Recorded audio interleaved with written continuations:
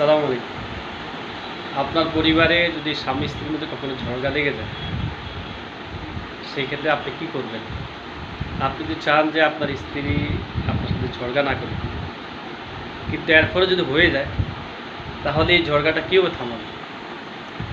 স্বামী স্ত্রী এবং পরিবারের মধ্যে ঝগড়া থামাতে হলে আপনাকে একটা সূত্র ফলো করতে হবে। সেই সূত্রটা হলো আপনাকে 5টা নিয়ম মেনে চলবেন। 1 নম্বরে, স্ত্রী যদি আপনার সাথে ঝগড়া করতে চায়, তাহলে স্ত্রীকে বলবেন যে তুমি কি আমার সাথে ঝগড়া করতে চাও? যদি ঝগড়া করতে চাও তাহলে তোমাকে ঝগড়ার সূত্র মানতে হবে। স্ত্রী যদি জিজ্ঞেস করে ঝগড়ার সূত্র কী, আপনি বলবেন ঝগড়ার সূত্র হলে 5টি।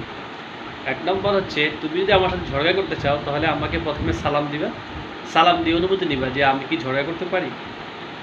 2 নম্বর সূত্র হচ্ছে, ঝগড়া করার সময় এই আঙ্গুল নাচিয়ে কথা বলা যাবে না। 3 নম্বর সূত্র হচ্ছে, ঝগড়া করার সময় তুই তুই এটা করিস না, এটা বলা যাবে না। ঝগড়া করার সময় তুই শব্দ ব্যবহার করা যাবে না। 4 নম্বর, আপনার স্ত্রীকে বলবেন ঝগড়া করতে হলে তুমি আমার সাথে স্মার্ট কথা বলবে, স্মার্টলি বাংলা শব্দ উচ্চারণ করবা, বা অশুদ্ধ কোনো কথা, অশুদ্ধ কোনো ভাষায় আমার সাথে তুমি ঝগড়া করতে পারো। তাহলে 1 নম্বর গেল সালাম দিয়ে অনুমতি নাও।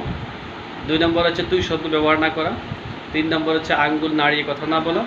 4 নম্বর হচ্ছে শুদ্ধ উচ্চারণ বা স্মার্টলি কথা বলে ঝগড়া করা। 5 নম্বর হচ্ছে, ঝগড়া শেষ করার পরে যে দোষী সে একটা চা খাওয়াবে অথবা 1 গ্লাস পানির মাধ্যমে ঝগড়া সমাপ্তি করবে।